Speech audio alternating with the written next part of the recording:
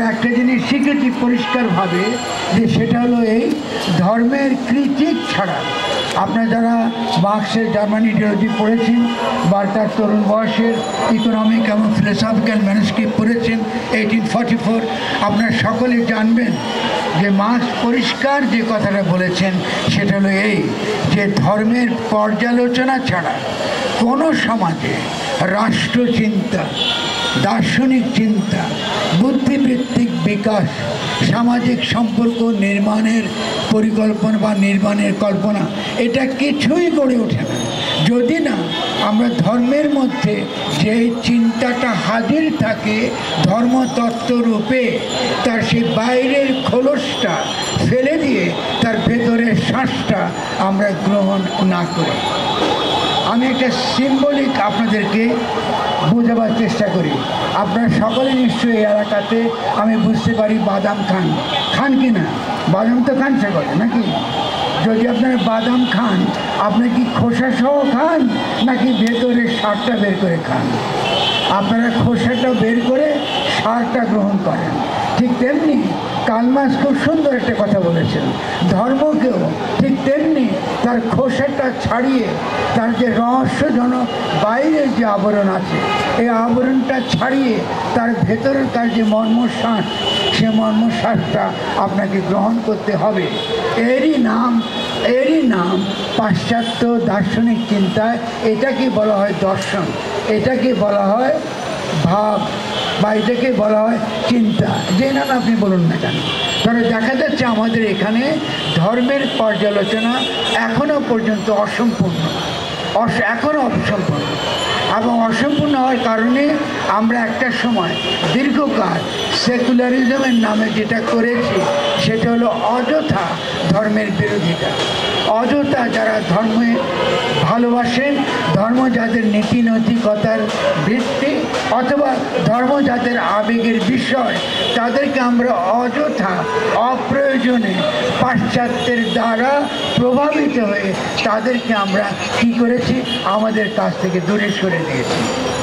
এই যাদেরকে আমরা দূরে সরে দিয়েছি তারাই কিন্তু আমাদের কনস্টিটুয়েন্সি, তারাই কিন্তু কৃষক, তারাই কিন্তু শ্রমিক, তারাই কিন্তু গরিব মানুষ।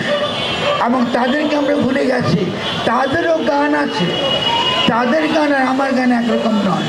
আমরা ধরে নিয়েছি যে আমরা বুঝি কাস্তে হাতুড়ির গান গাইলেই এটা শ্রমিক শ্রেণীর গান হয় না, এটা হয় না।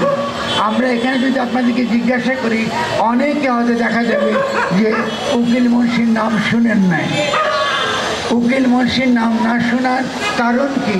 কারণ আমরা জানি না যে উকিল মুন্সি ছিলেন এমন একজন মানুষ যিনি মসজিদে ইমামতি করতেন, তিনি মসজিদের ইমাম ছিলেন, তিনি অত্যন্ত পরহেজগার একজন মানুষ ছিলেন। তারপরেও তার মধ্যে বিরহের গান গাইতেন তিনি। এই বিরহের গান বা বিচ্ছেদ গান বাংলা গানের অত্যন্ত গুরুত্বপূর্ণ ভাব বৈশিষ্ট্য, খুবই গুরুত্বপূর্ণ ভাব বৈশিষ্ট্য। আপনাদেরকে যদি আমি এখন জিজ্ঞাসা করি বিরহের সঙ্গে রাজনীতির কী সম্পর্ক, আপনারা কেউ হয়তোবা এটা খেয়াল করেন নাই। আমাদের গ্রামে যখন যাই তখন দেখবেন যে সারা রাত যখন বয়েদি গান চলে, বিভিন্ন রকম গান চলে, শেষ রাতের দিকে সবসময় একটা অনুরোধ আসে যে একটা বিচ্ছেদ গান শুনুন। বাংলাদেশে বিচ্ছেদ গানের জন্য প্রচুর আমাদের যারা গায়করা আছেন তাদের গান রয়েছে। বিচ্ছেদ গান লালন ফকিরের রয়েছে, বিচ্ছেদ গানের জন্য উকিল মুন্সি বিখ্যাত। এখন বিচ্ছেদ গানের সঙ্গে রাজনীতি বা রাষ্ট্রের কী সম্পর্ক?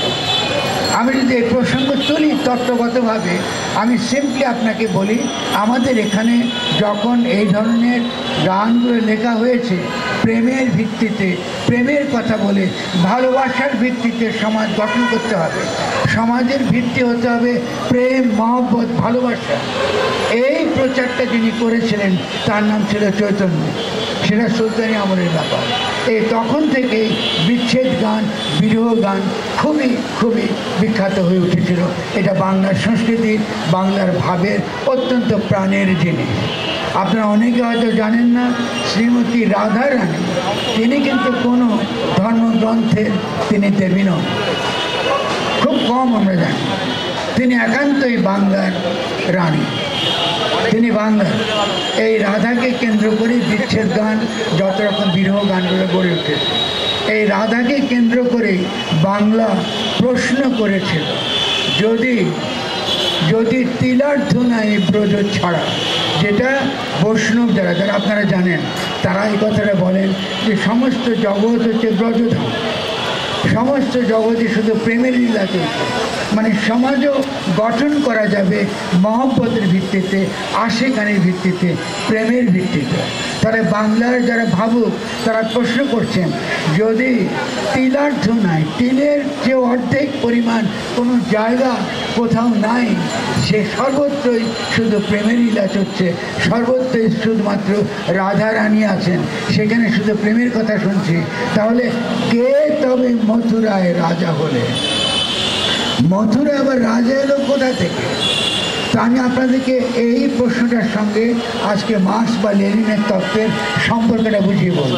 আমরা রাষ্ট্রে বলি, রাষ্ট্র হচ্ছে একটা পরজীবী প্রতিষ্ঠান, সমাজ থেকে বিচ্ছিন্ন, সমাজের উপরে ওঠা, সামাজিক সম্পর্ককে তার যে মানুষের সঙ্গে মানুষের যে স্বাভাবিক আশিকানি প্রেমের সম্পর্ক, সামাজিক সম্পর্ক, এটার বিপরীতে রাষ্ট্র গড়ে ওঠে একটা পরজীবী ইনস্টিটিউশন হিসেবে। এই গানের মধ্যে সেই কথাটাই বলা আছে, যদি মানুষের সঙ্গে মানুষের সম্পর্কটা সামাজিকতার মধ্য দিয়ে, প্রেমের মধ্য দিয়ে, আশিকানির মধ্য দিয়ে, ভালোবাসার মধ্য দিয়ে গড়ে আছে, তাহলে রাষ্ট্র এলো কোথা থেকে? রাষ্ট্র কোথা থেকে এলো?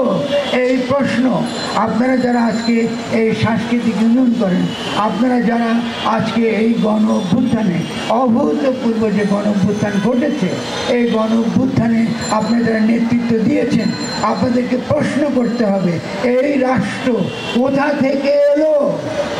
এটা বাংলার পুরনো প্রশ্ন, অত্যন্ত প্রাচীন প্রশ্ন। রাষ্ট্র কাবা থেকে এলো, এটা কি করে গড়ে ওঠে, এটা সমাজে কি করে গড়ে ওঠে? আপনি মার্কস বলেন বা লেনিন বলেন, তাদের তত্ত্বের মূল কথা এটাই, রাষ্ট্র কি করে গড়ে উঠলো এবং আগামী দিনে কী ধরনের সমাজ, কী ধরনের বিশ্ব ব্যবস্থা, কী ধরনের সামাজিক সম্পর্ক আমরা গড়ে তুলব। যদি সেই প্রশ্ন আমরা তুলতে চাই, সেই প্রশ্নের জবাব যদি আমরা তুলতে চাই, তাহলে উকিল মুন্সির বিরহ গানের রাজনৈতিক তাৎপর্য আপনাদেরকে বুঝতে হবে। আজকে আমি গান ধরে ধরে বোঝাবার সময় নয়, প্রত্যেকটা গান যদি আপনি শুনেন মনে রাখবেন, যিনি এই গান লিখেছেন তিনি একজন মসজিদের ইমাম ছিলেন। তিনি 5 ওয়াক্ত নামাজ পড়তেন এবং 5 বার মসজিদে তিনি আজান দিতেন। যারা এখানে একটু ইসলামকে পছন্দ করেন, ভালোবাসেন, তারা আমাকে প্রশ্ন করবেন, ইসলামে তো গান হারাম, আপনি কি বলেন? আমি তাদেরকে চ্যালেঞ্জ করে বলছি, ইসলামে কখনোই গান হারাম ছিল না। এই প্রশ্ন আকরাম খান মতো মানুষ, আবুল মনসুর আহমদের মতো মানুষ, আমাদের আগের যারা বুদ্ধিজীবী, আমাদের আগের যারা জ্ঞানী ব্যক্তি, তারা এগুলো মীমাংসা করে দিয়েছেন। আপনারা যদি আকরাম খান সমস্যার সমাধান করেন, আপনি দেখবেন যে কেন তথাকথিত গাম হারামের তত্ত্ব এটা কোরআনের কোনো আয়াতে নাই, এটা একটা ব্যাখ্যা মাত্র, একটা হাদিসের উৎস ধরে এই কথাগুলো বলা হয়েছে। সেই গানই হারাম যে গান আমাকে সামাজিক সম্পর্ক নষ্ট করে, মানুষের সঙ্গে মানুষের প্রেমের সম্পর্ক নষ্ট করে এবং আল্লাহর নিকটবর্তী হবার, অর্থাৎ আমার মধ্যে যে জীবের স্বভাব আছে, সেই জীবের স্বভাব অতিক্রম করে রুহানি স্বভাব অর্থাৎ পরমার্থিক স্বভাব অর্জন করার ক্ষেত্রে যদি সেটা বাধা হয়, সেই গান, সেই বিনোদন খারাপ। স্বভাবতই উকিল মুন্সির গান আমাকে আল্লাহর নিকটবর্তী করে। আমার মধ্যে যে রুহানি সত্তা, যে স্পিরিচুয়াল সত্তা আছে, আমি একটা জীব, আমাকে খেতে হয়, আমার জীবের চাহিদা আছে, জীবের চাহিদার বাইরে আমার আত্মিক চাহিদা আছে, আমার একটা আত্মা আছে, আমার একটা আমি আছে। আত্মার একটা চাহিদা আছে, এই গান আমার সে আত্মার চাহিদা মেটায়। তাহলে যদি আমি একটা সাংস্কৃতিক আন্দোলন করতে না পারি, যে আন্দোলন আমার আত্মার চাহিদা মেটায়, তাহলে এই যে 5ই আগস্টে যে গণ অভ্যুত্থান আমরা করেছি, সেই গণ অভ্যুত্থান বিফল হবে। কারণ আপনারা খুব খেয়াল করেন, এই গণ অভ্যুত্থানে যে প্রশ্নের মীমাংসা আমরা করতে পারি নাই, সেটা হচ্ছে এই, আমাদের একটা নতুন রাষ্ট্রের দরকার ছিল, যে রাষ্ট্রে কোনো প্রকার উগ্রবাদ থাকবে না, যে রাষ্ট্রে বাঙালি জাতিবাদ যেমন থাকবে না, সেই রাষ্ট্রে কোনো প্রকার ধর্মীয় জাতিবাদও থাকবে না। হতে পারে সেটা ইসলামী জাতিবাদ কি হিন্দু জাতিবাদ, কোনো প্রকার জাতিবাদ থাকবে না। আমরা একটা নতুন জনগোষ্ঠী হিসেবে আমরা আমাদেরকে গঠন করতে চাই। এটা 2025 আসছে, 2024-এর শেষ। আমরা 5ই আগস্টে যে গণঅভ্যুত্থান করেছি, আমাদের উদ্দেশ্য ছিল একটি নতুন রাষ্ট্র গঠন করা, যেখানে সকল প্রকার উগ্রবাদ, সকল প্রকার জাতিবাদ, পরিচয়বাদ, ধর্মীয় কিংবা সেকুলার সমস্ত কিছুকে আমরা কবর দেব। কিন্তু আজকে যখন একটা সেকুলার জাতিবাদের পতন ঘটেছে, তার পাশাপাশি একটা ধর্মীয় উগ্রবাদ, ধর্মীয় জাতিবাদের উত্থান ঘটেছে, এটা সবচেয়ে বড় বিপদের জায়গা। যদি আমরা এটা বুঝতে না পারি, এর বিপরীতে যেন মোকাবেলা করতে না পারি, এর বিপরীতে যদি আমরা একটা শক্তিশালী সাংস্কৃতিক আন্দোলন করে দিতে না পারি, তাহলে 5ই আগস্টের বিপ্লবটা অবশ্যই অবশ্যই ব্যর্থ হবে। আমরা কেউই এটা ব্যর্থ করতে রাজি নই। ফলে আমাদের শত্রু খুব পরিষ্কার, আমরা সকল প্রকার পরিচয়বাদ, সকল প্রকার জাতিবাদ, সকল প্রকার ধর্মীয় কিংবা সেকুলার, এই যে কোনো নামে যখন আমি বলি আমারটাই সত্য, আমি একমাত্র সহি, তোমারটা মিথ্যা, অতএব তোমার মাজার ভেঙে দেওয়া, অতএব তোমার মন্দির ভেঙে দেওয়া, এটা জায়েজ, এদের বিরুদ্ধে অবশ্যই আমাদেরকে লড়তে হবে। এর আগে আমরা একই কাণ্ড করেছি। আমরা যেহেতু সেকুলার, আমরা বলেছি আমরা সেকুলারাই সঠিক, আমাদের তত্ত্বই সঠিক, অতএব মুসলমান তোমরা যারা হেফাজত, তোমরা যারা জামাতি, তোমরা যারা বিভিন্ন রকম ধর্মীয় গোষ্ঠী থেকে এসেছ, তোমরা আমাদের শত্রু। আমরা একটা বাইনারি সমাজকে বিভক্ত করে আমরা রাজনীতি করেছি। এই বিভক্তির রাজনীতি আমরা 5ই আগস্টে শেষ করে দিয়েছি। আর যারা সেই বিভক্তির রাজনীতি আবারও আনতে চায়, তাদের বিরুদ্ধে নতুন করে আমাদেরকে লড়াই করতে হবে। মাজার ভাঙা হচ্ছে, একই সঙ্গে উগ্রবাদ, নানান প্রকার উগ্রবাদ এই উপমহাদেশে আছে। আমরা জানি এই উগ্রবাদ ভারতে আছে, এই উগ্রবাদ বাংলাদেশে আছে, বিভিন্নভাবে আছে। সেটা হিন্দু জাতিবাদ হোক কিংবা সেটা মুসলিম জাতিবাদ হোক, উগ্রবাদ। আমার একটা পরিচয় আছে, আমি মুসলিম পরিবারে জন্মগ্রহণ করেছি, আমার সেই পরিচয় তো থাকবে। কিন্তু এটা জাতিবাদের রূপ পরিগ্রহণ করে, এটা ফ্যাসিস্ট রূপ পরিবর্তন করে। যখন আমি দাবি করি এই দেশের 90% মুসলমান, সব কিছুই ইসলামের দ্বারা হবে, তখন আমি ফ্যাসিজমের কথা বলি। এটা হবে না। আমরা 5ই আগস্ট এটা মীমাংসা করে ফেলেছি। আমরা সকলে মিলে, ধর্ম আমাদের সংস্কৃতি, ধর্ম আমাদের ঐতিহ্য, সেটা যে কোনো ধর্মই হোক। আমি বাংলা ভাষী, আমি বাংলায় কথা বলি, আমার ভাষার মধ্যে, আমার পোশাকের মধ্যে, আমার বিভিন্ন চিন্তার মধ্যে বিভিন্ন ধর্ম থেকে উৎক্ষেপ থাকবে, বিভিন্ন ধর্ম থেকে আমি সংগ্রহ করব। উকিল মুন্সি তিনি একজন রোজাদার, নামাজ পড়েন, ইমামতি করেন, তার গানের মধ্যে যদি সেই বিচ্ছেদটা, বাংলার চিরকালীন বিচ্ছেদের ধারা এত শক্তিশালীভাবে হাজির থাকে, তেমনি আমাদের বাংলার যে ভাব সম্পদ, বাংলার যে সাংস্কৃতিক সম্পদ, এটা অসাধারণ।